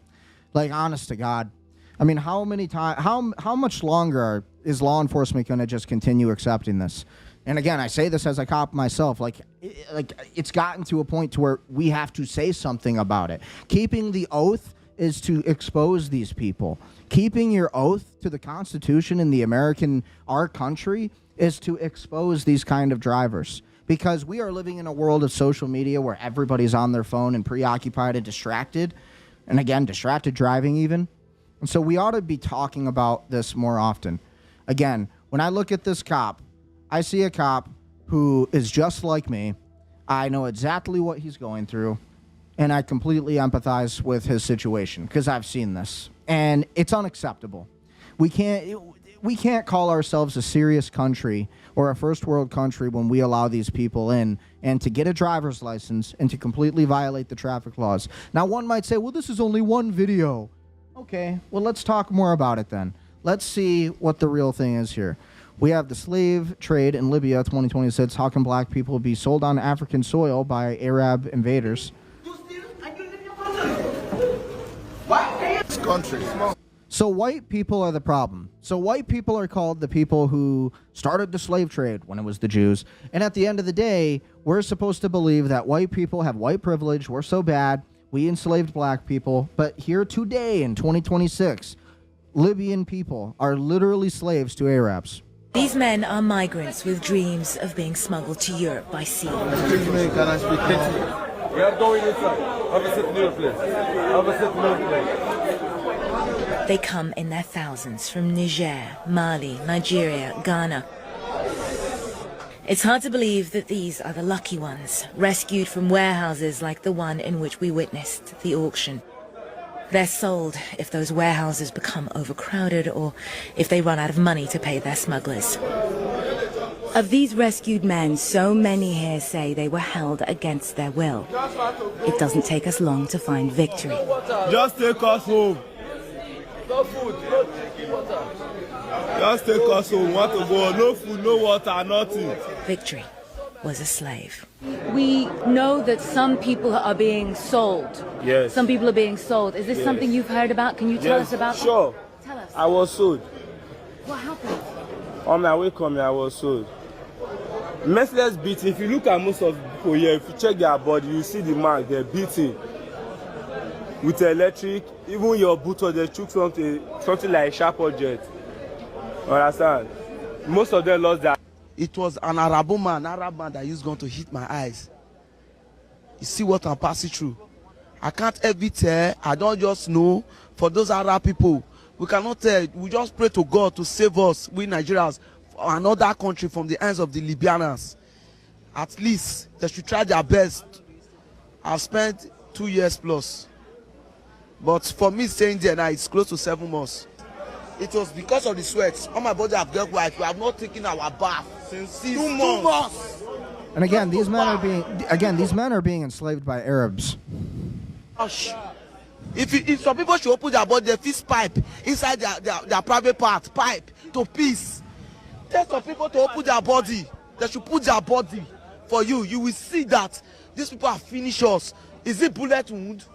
Is it the gunshots? Even when we are going to eat, they beat us. We are going in. We have over 150 Nigerians inside the place. And in my presence, 3 Nigerians were shot dead and thrown into a river in a place called Suleiman. The youth, they should get involved in politics. Me, I like politics very well. You people should get involved in politics. If you people are in politics, you people can bring a change. All these people are old. These leaders are old. They don't care about us. Let's come together with the youth. Let's sanitize each other. Nigeria can be better through us. Can you imagine if it was Americans being sold as slaves in Libya? Can you imagine if Europeans were being sold as slaves in Libya? Well, yes, we can, because it's happened to us before. I mean, throughout history, the Ottoman Empire enslaved white Europeans. I mean, it's happened. But at the end of the day, the point is, they're always saying how white people are so bad and how white people are the slave owners? Well, it looks like it's the Arabs today in 2026. But who gets really annihilated? It's the white people. The white people who abolished slavery thanks to Abraham Lincoln. And at the end of the day, we are the bad guys somehow. When the Jews started the slave trade, you have these Nigerians who are being sold by Arab invaders to their countries in Nigeria, like these people just mentioned. And this is just one instance. And so it's like, so tell me again that this wouldn't happen in America. So let's listen to more videos about the Muslim takeover that really isn't happening in America. Despite the Muslim population being low in Indiana, a bunch of mosques are being built. So again, let's listen to this girl and what she has to say about it. That had been built in this location. Why are Muslims trying to take over rural America? And other fun questions we could ask ourselves. I was recently in Indiana on a work trip in a place where the Muslim population is extremely low. Despite this, while we were driving, my Uber driver pointed out to me two huge mosques that had been built in this location, and while we continued driving, we actually went past the third that was under construction, newly being built. Like I said previously, this area has a very small Muslim population, so why on earth would they be putting in so much money to build 3 different mosques? Something tells me that very soon in that area, what they're going to see is an influx of immigration, of Islam, of the Muslims running for their local governments, slowly but surely taking over, similar to what happened in Texas, what happened in certain areas of Florida, specifically Orlando. And they're going to have a problem sooner than they know it, and they know exactly where they're targeting, because not everything has to be violence. Some things can be subversion, some things can be a slow peel of the band-aid until it's too late to do anything about it. So this woman is right. The Muslim population in Indiana is very Listen low. to this. It's only around 41,000. It's only about 6% of the state's population. So why are there new mosques being built? Well, there's already 30 mosques and Islamic centers across the state. That seems kind of high relative to the Muslim population. And there are new builds happening. So if you try to get an estimate, you always have to put high estimates, because AI and anything you search for will always lowball everything with Islam. They're always very conservative with anything you ask about Muslims. So even with this, it still is very vague on what is being built. It says for new builds, there's about 5 significant projects that are in development. They are doing expansions. There is expansions of smaller Islamic centers throughout the state. So you got to wonder, you know, they have a low Muslim population, 0.6%. They've already got 30 mosques. They're building more. They're expanding their existing ones. So my guess is they are going to experience a new boom of Muslim immigration. I'm sure every state, if we looked into it, would find the same thing. This is the Islamic takeover of America right now. So again, these aren't just like one video here, one video there. It's like everything you see. And everywhere you go, you will find this. I live in Michigan. I went to Somerset Mall not too long ago. You want to know what I saw? I saw like thousands. Like, it was insane. I felt like a foreigner in my own country. It's absolutely horrible. And at the end of the day, you know, listen, I have nothing against Muslims, but what I do have against them is this. You come over to our country, you bring your own customs to our country, you are taking up space, you are living on the welfare system most of the time. Many of them do not work, and those who do work usually own some kind of business that was given to them and allowed to be opened, and basically they're given all these money and grants by these corrupt politicians like Rashida Tlaib or AOC or Ilhan Omar, who is not even an American citizen, I'm pretty sure. And literally these people call for the death of America. They literally call for this country to die. And they are just letting them in. So these politicians who are letting these people in droves are just absolutely taking over. And they want to invoke Sharia law and replace the United States Constitution and our Bill of Rights, our legal system, with a Sharia law and Sharia legal system, which supersedes the United States and our Constitution. So this is, whenever these people say, well, we believe in your rights and we believe freedom of speech is great in America. Well, it's like, well, you're using it against us in order to destroy the Constitution from within, and you know it. And a lot of their imams will say that. So this is absolutely happening. It's happening in Dearborn, Michigan, and it's happening in Texas. It's happening in Florida. It's happening everywhere. It's happening in New York City right now. The very place where 3,000 people were killed by Jews and Muslims together on an operation, essentially, and the United States government, CIA, yes, but mostly the Israelis. Again, we have the dancing Israelis. Yes, this is all fact. And then you have these Muslims who had hijacked the planes, and all part of this larger process. And the same city that said, we will never forget, never mind, they forgot. You now have a Muslim governor who wants to invoke Sharia law, and they're literally giving Islamic call to prayers. And so, again, and these calls to prayers are not peaceful. So let's keep going. Let's keep watching more videos on the Islamization of America, one adhan at a time. So here's one more video.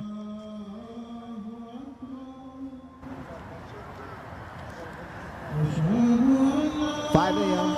call to prayer. Culver City.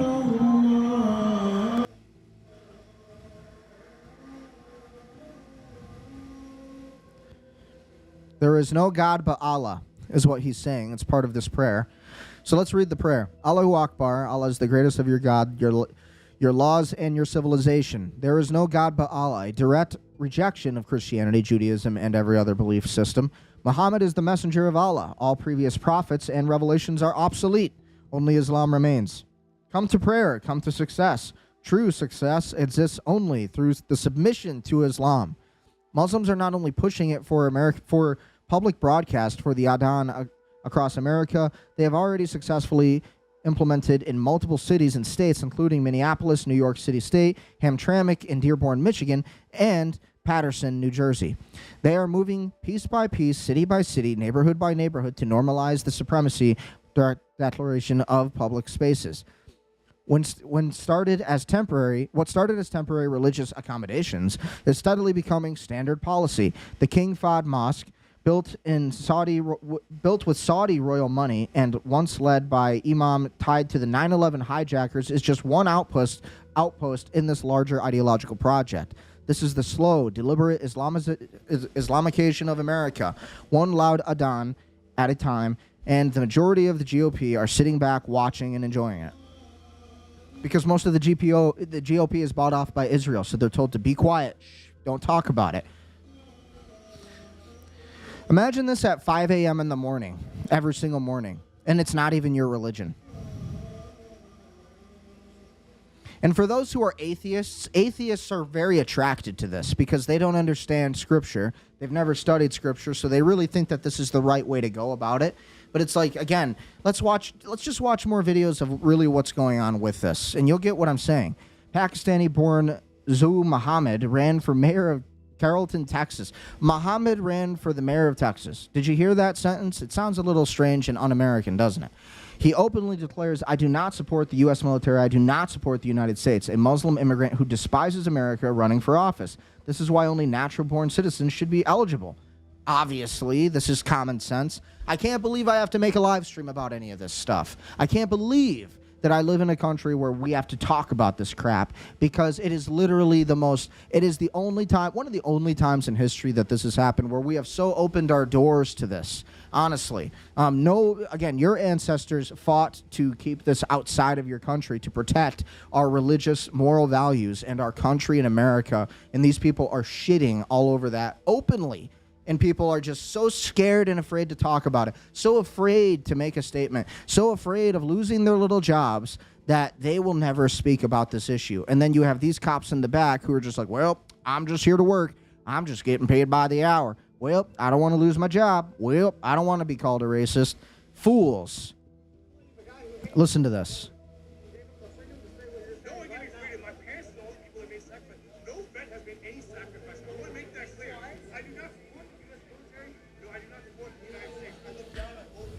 So this is an enemy of America. He literally just said right there, I don't support the United States. I don't support the U.S. military. Veterans did not make sacrifices, this Muslim says, Muhammad, who is running for the mayor of a town in Texas. Absolutely crazy. And you people out there, maybe not you, but the people you know in your town, there are people and liberals who are defending this because they don't understand anything and they don't study anything. They have no concept of reality. Even police officers like this guy in the background. He is an example of another cop who is just allowing this to happen, the complete and total takeover of his country. And I understand. You're just trying to honor the freedom of religion and freedom of press. Yeah, the freedom of religion and press of these people so that they can destroy the freedom of religion and press entirely under Sharia law. Understand something about religion.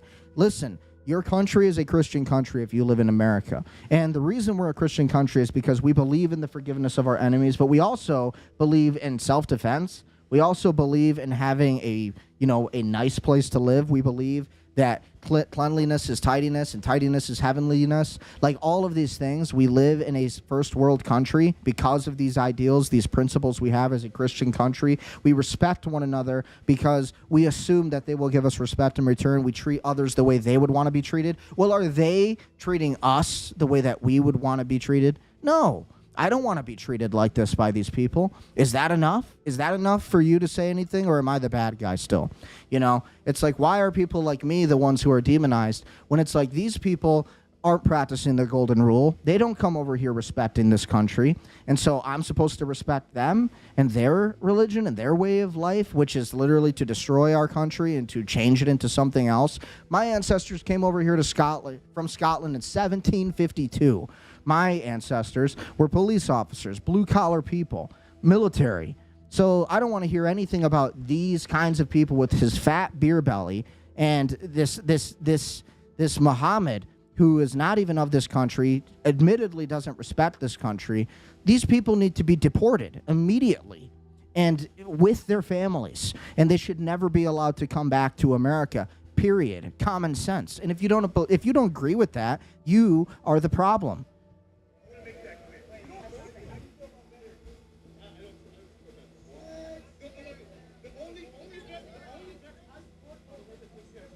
So again, completely disrespectful to America. They couldn't care less about our country. So again, here's another woman exposing more of the Muslim takeover happening and what the Quran really talks about. This girl was a former Muslim, grew up as a Muslim, so she has a lot to say about this and a pretty good position on it. People need to listen to this. For God's sakes, listen. Listen very carefully to the verse that is being recited here. I stand before you as the first Muslim mayor in our city's history. This year as the first Jummah that I have attended in that new position.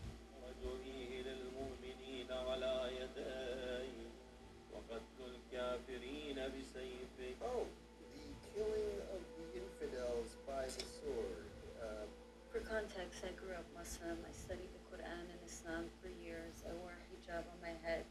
And the verse that you just heard is from the Quran. It's Surah 9, verse 5. And it's often referred to by many scholars as the verse of the sword. I mean, this guy kind of has no shame. On January 2nd, 2026, 16 different landmarks across the state of New York were illuminated in green to mark the launch of Muslim American Heritage Month. One of those sites being the One World Trade Center. The green lighting was chosen because green is typically associated with the religion of Islam. For some people, especially the families that were affected by 9/11, that symbolism felt like a slap in the face. Felt like it was a slap in the face to me. And you want to know where I was during 9/11? I was in a Muslim private school with a hijab on my head, and we had to evacuate. Again, imagine this girl. Thank God she's an American, right? Because she's like talking about the issue as somebody who's lived and experienced this other religion of which people really think is peaceful because they are insane or they haven't done any research and they sit around being entertained all day not doing the research. But again, look at how beautiful this woman is. And this is a woman who was forced to wear an all-black hijab, some scary, terrifying-looking thing. And then, again, so Muslims would argue with me that, well, what about the old-time Christians? What about a nun? Yeah, they can show their face. Yeah, it is modesty. Yeah, we understand and believe in that too. At the same time, there's nothing wrong with beauty. There's nothing wrong with, beautifying actual beauty. And this is a beautiful woman. And so we can't, so it's like in America, they don't want us to have that. Could you imagine every woman walking around being whipped by belts and literally treated like dogs and never being able to show even their ankles, or they get literally tortured or sometimes even killed and raped? That is part of their religion. And here I get censored because I talk about it. It's ridiculous, but it's the truth. People were calling the school and threatening to you know what. I can't even imagine what the families of the victims of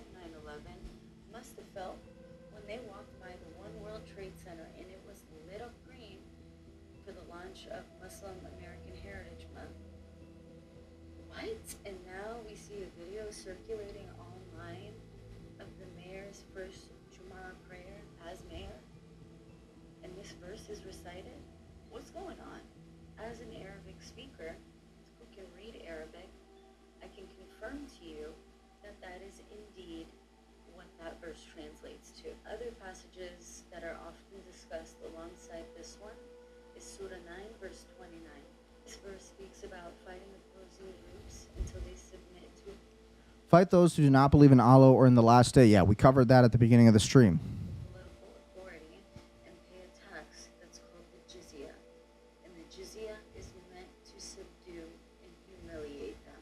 All of this, of course, raises a much larger question about symbolism, context, and how historical religious texts are viewed in modern political spaces. Let's just be honest for a second. If any other religion recited wartime scripture while a politician was present, would people stay silent about it? Honestly. No, they wouldn't. But again, we love immigrants so much that we'll just bring them into our country and, have no problem with it. Here's another Muslim. A former Sharia law survivor gives a stern warning to a Texas school. He knows the deal. Wake up. My name is Edwin Segoli. I am a Sharia law survivor, was born in Iran, and I'm here to tell you everything that you're doing here has been done in UK and Canada. You have no idea where this halal money is going to, how they're funding these mosques, and what kind of a hell is coming towards your country right now. It's 2026. I escaped that He's right. years ago, and I'm seeing the same thing happening over here in the United States. You have no idea. There's 3 levels of Sharia law that is happening. Right now it's level 1. They come in peace. They come and tell you, we just want rights. We want to be part of it. Level 2 is what's happening in the UK right now. You have 2-tier policing. You have cops who are working with Muslims right now. You have Sharia law courts over there. Now they're pushing blasphemy laws over there. I think one of them is called M103. It's in Canada. People are being jailed. People are being raped in the United States, and nobody's doing anything about that. Nobody's doing anything about it. Nobody's doing anything about it. It's crazy. And if you talk about it, you're racist. If you talk about it, you're censored and you're controlled. That's why I have no followers. That's why I had a YouTube channel that was growing fast on Ecker Geopolitics. We were doing great, getting 700 views, 15,000 to 20,000 impressions per episode. Now we get 39 impressions. The last stream I did had 9 impressions and 3 views because YouTube is a mass censorship platform, and because I'm talking about this issue. Now, I have also talked about the Israeli occupation of the United States, of which these people who are overrepresented in power are allowing this to happen through open borders. This is Gog and Magog. This is a war. This is the great war of the Christians versus the Muslims. They don't want you to know about this, but this is a planned operation. Did you know that the Jews called the Muslims the broomstick of the West? And the Muslims don't know this. The Muslims don't understand this. The Muslims don't even listen to anything the Jews say. They disregard everything they say. But whatever they think, the Jews are in control right now, and especially of the United States. And so it's crazy to believe that this is all happening. And Christians are put right in the middle of 2 trains heading straight at them at full speed. And this needs to be absolutely pushed out. We do need another crusade. We have to have another crusade. Level 3 is what happened to my country, Iran. The hell I lived under. The apostasy laws, blasphemy laws, the hangings. These people do not change. They use taqiyya to come to your country, lie to every single one of you, and tell you they're different. They're not. Even if in Florida, if you look at any of these mosques, they're pushing infidels. They're saying we want to kill infidels, we want to take over their lands. They're openly calling this out. Go to X and watch any of them straight up talking about this. And people like you I love America. I love America. Like right now, when I was in Iran living in that hellhole under Islam, I was praying to God to come to this country one day and be free. And this shit is happening. I'm so sorry, but I was crying. As you done.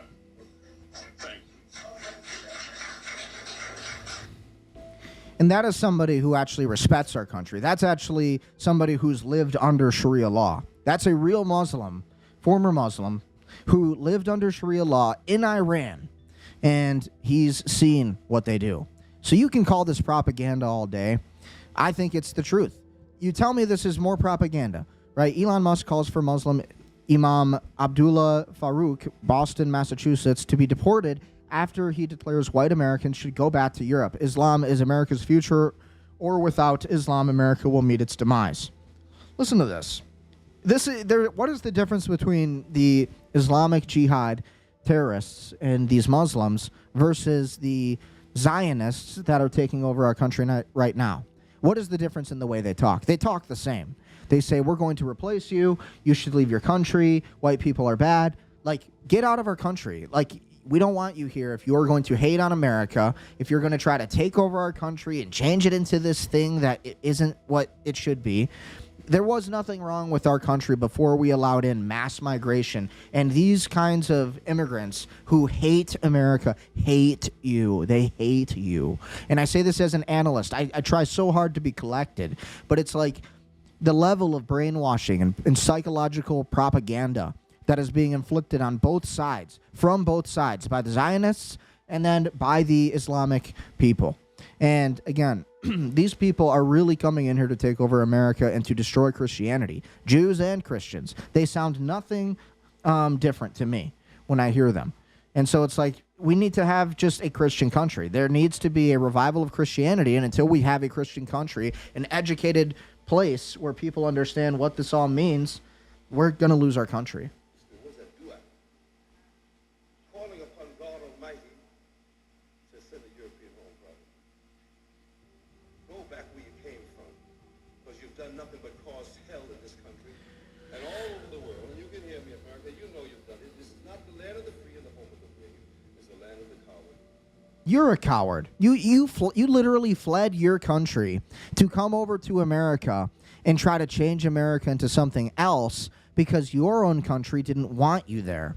And so instead of fighting for your own country, instead of defending your country from us bad Americans who are destroying your country right now, by the way, instead of defending your own country, you were a coward, and you fled your country to come over to America because it's so peaceful and nice here, and we give you free stuff that you wanted to exploit and abuse our system, and now you want to change it into where you came from. Not going to happen, buddy. Not going to happen ever. Islam is America's future, or without Islam, America will meet its demise. No, it won't. We'll be fine without you. We really don't need you here. This is one nation under God. I believe that even if you lie. Yeah, your God, which is Allah, right? Muhammad doesn't believe. You believe that all the Christians should fucking die? Yeah, who's the real God here? Who's the real holy religion? It's not your religion. You literally are a violent religion who has been completely subverted by Satan. And even if you lied about this, we hold these truths to be self-evident that all men are created. Ah, see, they love to use our Constitution against us. This is what they do. They come into our country, they use our Constitution against itself in order to destroy the Constitution. They use our freedom of speech, our First Amendment, to abuse and to verbally antagonize our system through social media and on politics so that they can change it into where they came from, which is Sharia law, which is horrible kind of just injustice and taxation and raping and grooming. All of these things exist, and you are not supposed to talk about it. You never believed that. And you didn't consider your fellow men as being your equal or fair. You're a bunch of cowards because you don't want to get on the basketball court with us because we'll get you.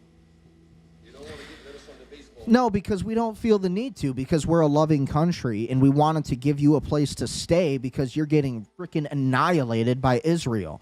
That you're welcome, by the way. Thanks to the Christians, you actually get to live here. Because of our Christian country, you get to exploit our system, buddy. You get to abuse our system. You get to annihilate our Constitution and try to, because we are an inviting religion. We do actually want people to have humanity and dignity and rights. We care about women having humanity and dignity and rights, which Muslims do not. And you have women who are converting to this religion. They have no idea what they're doing. They have no idea what they're getting into. You have men who are converting to this religion. You got no idea what you're doing and what's really in for you. If America is not a Christian country, I could promise you this, we will be a third world country. You will see people hanging from street lamps and street poles. You will see death. You will see stabbings from Muslims onto white people, regardless of your religion. You will see forced conversions. You will see the whipping of women. You will hear about hundreds and thousands of young white women being raped the same way we did in fucking Britain, in the UK. So I don't want to hear it from these people how their country is so peaceful and how their country is the answer. No, no, no. Your country has been led astray for a long time, and you have a lot of problems. And if it wasn't for America, you would probably all be gone because of Israel, by the way. And, you know, it's America who's fighting against these people. It is the American people, not the politicians, not the AIPAC, not the people who are selling out their country. No, the American people. We, the people who go to work every day, pay for your stay here so you can live here and enjoy our benefits, and so you can start businesses, so you can have freedom. All of this stuff is because of Christianity, not because of Islam. We were never an Islamic country. We were never a Jewish country. And so we invited you people in because we built such a great place for the world that we wanted the world to share in this manifest destiny. We actually wanted the world to experience this beautiful country, this beautiful land. And this is the same thing with Europe, and especially England. They invited these people in because they truly had built a first world society. It was like heaven. And so they said, you know, we can't keep this closed off to the whole world. We need to let everybody else in here. And so we did this in America and Europe, and we let these people come in. And what did they do? They just annihilated us because we allowed them to, and because we're scared, and because the average American doesn't want to fight back. The average European doesn't want to fight back. Not that they don't even want to fight at all. They don't even see this as a fight because they don't study history. They've never understood like how this actually worked throughout thousands of years. So it's very sad to see, at the very least. And the fact that nobody fights back or talks about it, the fact that we are getting censored by these social media platforms for talking about it, these people, and again, the CEOs of these companies who are censoring people for trying to expose this issue, these politicians who are doing this need to be rounded up, and they need to be jailed and thrown into a gulag and never given food, like starved. They should be treated like these Sharia law people, like these Islamic people would actually treat them. Honestly. But no, these people of Islam and Judaism want to come over here and do that to your average American. They want to steal your land. They want to take your property. And it's like, what the hell? We let you into our country. We are the reason you're enjoying all of these rights. So what are you talking about? Go back home. You're not home. And that's just how I feel. If you want to abuse our system, you want to tell us that our religion is the fake religion, I don't think so. When I look at the videos, I think your religion is the fake religion. I think Islam is a completely fake religion. I've done the research, too. It doesn't even make sense. There's hundreds of contradictions to the entire Quran. And again, at the end of the day, if there ever was a true religion, it's Christianity. Because it's obvious. What other religion is actually divine? What actual religion that you see, why is it all the good places, all the places that are nice in first world in the country, every place that exists that is nice, it just so happens to be a Christian country? How come any country that is occupied by either Arabs or Zionists seems to be completely destroyed, whether it be by bombs from the Zionists or whether it be by these mosques and these violent rape gangs and these stabbings and people who are wielding swords in the streets by Islam? So it's like, I don't think any of these religions are the right religion. I think both of your religions are wrong, and you're fighting over a satanic truth that doesn't exist. You are fighting for a lie. When you know that Christ is king, Christ is the way, and that Jesus Christ is the Son of God, for God so loved the world that he gave his one and only begotten Son, so that ever who should believeth in him should not perish but have eternal life. John 3:16. So don't tell me that this world is for Sharia or Islam. No, go home. And if you want the war, you'll get it. And the Crusades are coming again. If this is going to be the standard, if these people can't assimilate in America, you're going to get a fight. And it's not going to be good for you. You're already losing to Israel. What makes you think you're going to take on the United States when we wake up? Nothing. You should wake up. If you are Muslim and if you are Jewish, you should also think about what you're doing and what your people are doing. The Zionists. Think about how the optics actually look. Unbelievable. You won't.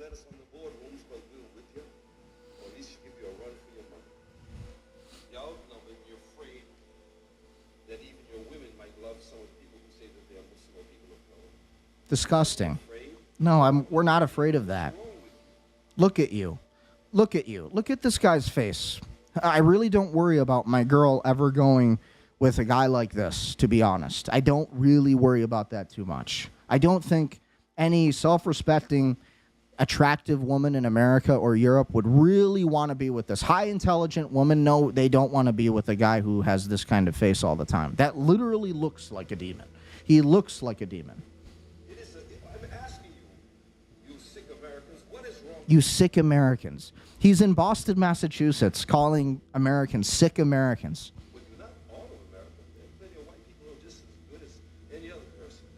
Are they? Do you really believe that? I don't think so.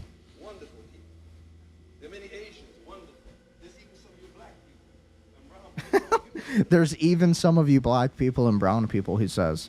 Jeez.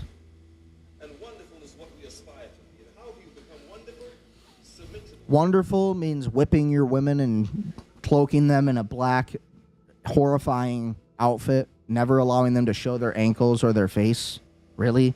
Like, yeah, when our women were more modest in the, like, hundreds of years ago or thousands of years ago, yeah, we actually still allowed our women to show their faces. They'd wear dresses, they'd look nice, they'd look presentable, they'd wear, they'd wear a nice wig, or they'd wear their hair nicely or whatever. Like, your people are literally slaves to you. Like, you are enslaving your own people from freedoms. You guys can't even talk against anything. You guys have no freedom of speech. That's why you come to America, because you won't get it in your home country. You won't get to talk the way you talk if you're in your home country doing it. Unbelievable. These people are clueless.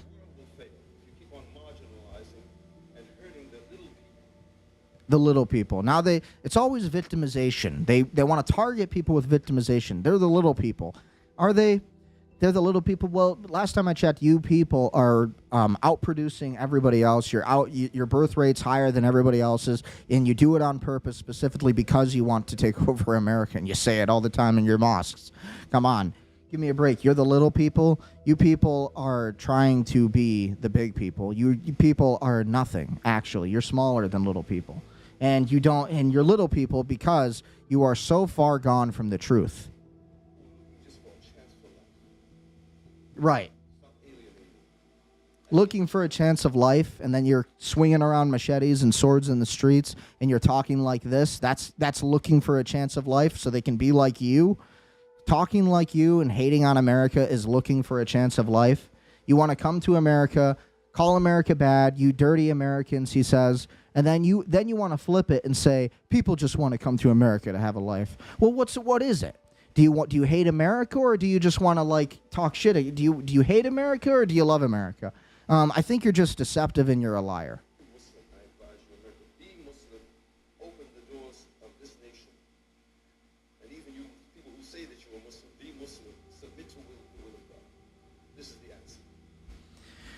Unreal. Elon's right. We need to absolutely deport people like this. These are absolutely just anti-American traitors. One more clip. I could go on and on and on. Now, I hope that can come in a very peaceful way. I hope that we can do that in a way, where there's no bloodshed. But if the Muslims have authority and they have the ability to remove oppression, they must remove the oppression. So we believe man-made law is oppression because they are implementing non-Islamic law and violating their own sanctity. No, I think there are two types of jihad in which people are engaging in today. One is the jihad of the word, and the other is jihad of the sword. So in Britain, we are engaging in the jihad of the word. And, it's as important. And the sword. To remove the ideological foundation, and if you like, the pillars of Western civilization. to expose them and to bring back people to worshiping the one true Lord, which is Allah. This is terrorism. This is terrorism. This is what domestic terrorism looks like. This is a massive national security threat. And any American, especially police officers, especially members of the FBI, members of the government, if you don't agree with this, then you are the domestic terrorist. If you don't fight against this, you are the domestic terrorist. These people are horrible to our country.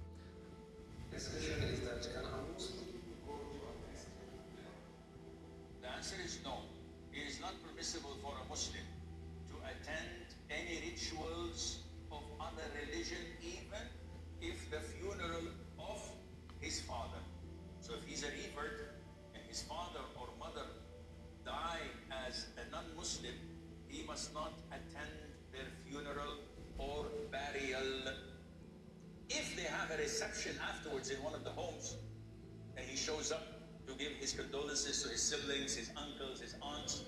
This is not a religious ritual. It's a reception in the home after what usually and there is no liquor, there is no haram, then it's okay for him to attend and leave. So again, the question was, can a Muslim attend a Christian funeral? And he says, no, you can't. Like, what? These people are crazy. This is absolutely insane. America, and you land at J. Kennedy. What is the first thing that you see? The statue of what? Liberty. Liberty. Come on, man. They would have full stuff that was revealed 1,500 years ago. What's this? You're a smart man, man. Come on. For that day, you assume that you're living in America and all these things are evolving around you, and all these legislation. What is the assault against Allah? Dare you assume that they are trying to get you not to believe in the existence of Allah? They want you to strip Allah subhanahu wa ta'ala of his authority over you. Yeah, believe that he created, believe that he provides, but he doesn't legislate. Them to be the creator, then the creator has the authority to legislate. Jihad. Believers have to put their acts together to resist corruption. Victory from Allah, but Allah first wants you to initiate it. How it's going to work? You seek the means, you trust Allah, your heart is connected with Allah, Allah will give you victory. Regardless of your number, regardless of your resources. That is why Badr is the day of Furqan for the Ummah. So again, more admitting that they want to take over America. Let's keep going a little bit longer. Well, till 9 o'clock. I got a ton of videos of this. In the fact that we're here in the great state of Florida, part of power building is building a pipeline of leaders. I want to see, inshallah, one day governor of the state of Florida is a Muslim. Everybody say inshallah. The House has Muslims in there. Say inshallah. Senators, Muslim senators, say inshallah. Muslims are This is what Sneeko is talking about. If you're my age, you know who Sneeko is. He's a live streamer, and he's in New York, and he says this isn't the state of New Yorkistan. Inshallah, every single household will be Muslim. Soon your city will look just like this. Unbelievable. And then he says, fuck you, and literally says it right to the camera with complete disdain, and even mocks people who are against it. He says, oh no. So nobody talks about that, his attitude while he says it. Complete arrogance and hatred and disdain towards America. These people are really asking for a crusade that they're not going to be too happy about. They're going to suffer if they keep this going. Their religion, they defend their principles, what they believe in. They don't apologize about jihad. They're not afraid of jihad. It's a part of who we are. The Muslim is an individual who, part of his rojula, being a man, is not our wives do jihad. We do jihad. They just admit it all day long. We keep hearing how Muslims are a peaceful people, but they literally admit all of this. They admit all of it. So we have some people actually doing something about it. Christians in Nigeria. Think about this. More than 62,000 by radical Islamic terrorists in Nigeria. You heard that right, 62,000. And just this year alone, more than 7,000 Nigerian Christians have been murdered because of their faith alone. Crazy. Turn on the TV without hearing about Israel's so-called mass genocide of Palestinians every day. That is happening. And yet when it comes to 62,000 Christians being slaughtered by radical Muslims, it's radio silence. And censorship. But again, we have to also talk about the fact that these Zionists are buying off all of our politicians, and we do have a Jewish supremacy country in our country as well. That's absolutely happening. That's part of why America is so demonic today, and why our country is so demonic, because it's being overrun by Israeli occupiers, and they live completely differently. They are not Christians. They do not believe in Christ, and that is a fact. And the people allowing these Muslims into these countries and causing all of the mass migration just so happens to be the Jews, because of the war they are inflicting on their country. So again, at the end of the day, this is all by design. This is Gog and Magog, the war of Christians versus Muslims, period. And then all to continue further the Greater Israel Project. If you talk about it, I could potentially be killed one day because of this. I don't care, because it's true. Extreme ideology is straight from the pit of hell, and it has no place in American society. True, it doesn't. I won't play that video because it's graphic, but in this video, if I were to play it, this Muslim stabs this white lady in the back with a knife. She lives, don't worry, but I can't play it because I don't want to get banned or censored. Trump says he spoke to Lindsey Graham minutes before Graham's death. Okay, so we've reached pretty much the end of this episode. It's already almost 9 o'clock. So that's my episode. A lot of this video talked about, again, the beginning of the episode, we covered a lot of Lindsey Graham's essential death, 71 years old. Some say cardiac arrest. Some say it was the Russians. Some say it was the Americans. It was an inside job, and we sent him there specifically because we had intel that he was going to be killed or whatever. Again, the timeline just doesn't add up from when he was leaving Ukraine and on Friday, and then, Saturday, hearing about his death. The logistics do not make sense, according to a lot of different analysts like Larry Johnson, former CIA. A lot of these guys don't believe that Lindsey Graham just died of natural causes. I don't either. I think he was absolutely, I think he was assassinated, personally, and for whatever reason. Maybe it was the Russians. If it was the Russians, it would be obviously because Lindsey Graham has been very pro-Ukraine, supporting the entire drone movement, trying to pass bills into Congress, all this stuff. If it was the Americans, then it was because Lindsey Graham was basically continuing a war that we cannot afford to fight, and essentially providing aid to the Ukrainians and basically working as almost a Ukrainian asset, more loyalty to their country than ours and to our cause. So that would be my theory on it.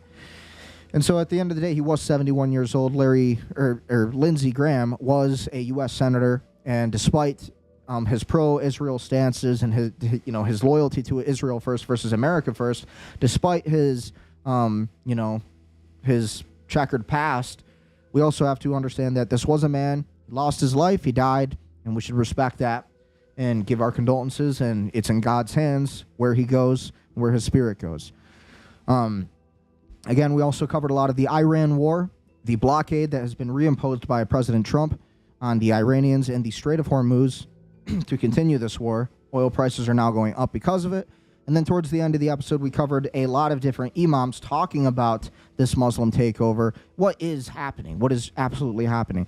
But the red pill of this entire YouTube episode, this entire Rumble episode, this entire debate should be understanding that it is the Zionists on one side and it is Islam on the other side. They are two sides of the same coin.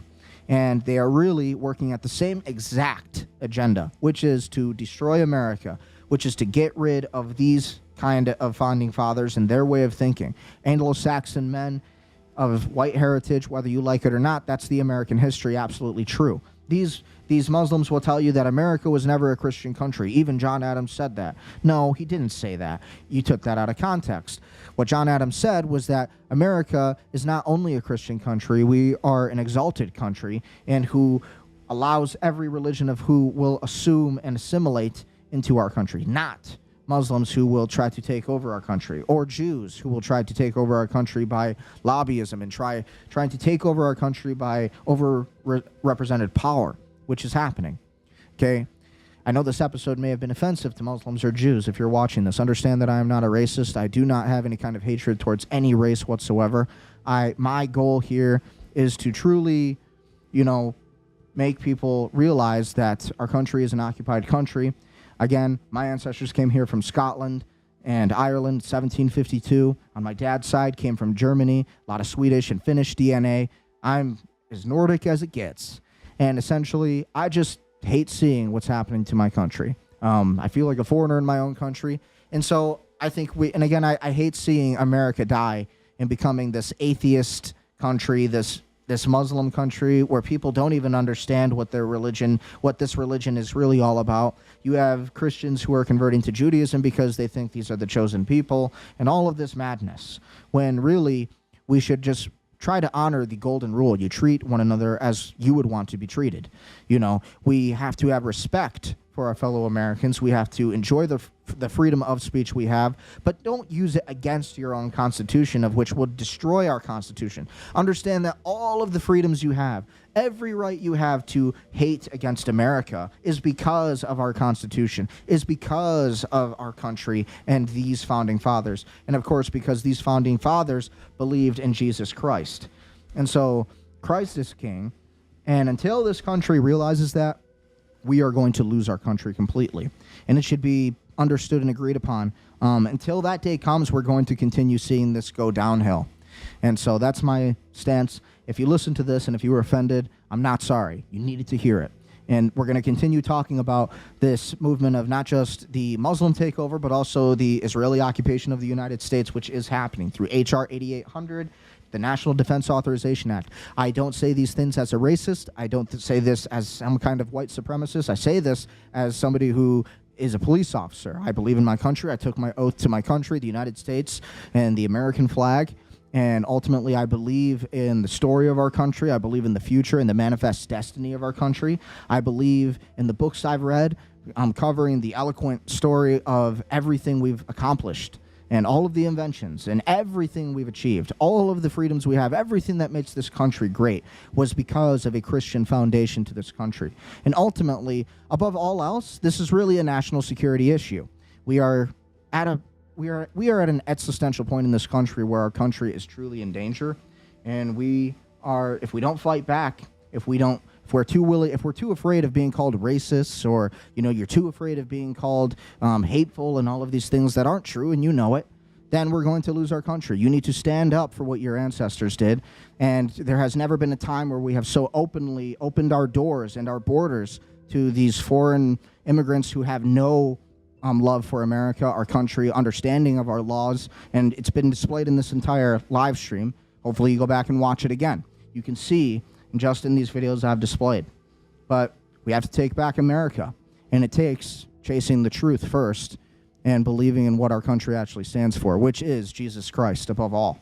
And until that day comes, until we have a nation of which the majority believes in this, we will lose our country to enclaves of different religions and tribes of whom seek to destroy our small towns and all of these small places of which we enjoy our freedoms. And people like me will be censored for it, might even be killed for it in the future with the way things are going. Project Zephyr, Project Pogo are in motion. And if you don't know what those are, David Goldberg of Mossad, and he was also Silicon Valley Tech CEO. You can look him up. He's talked a lot about this on his show before he died in 2019. So these things are in motion. And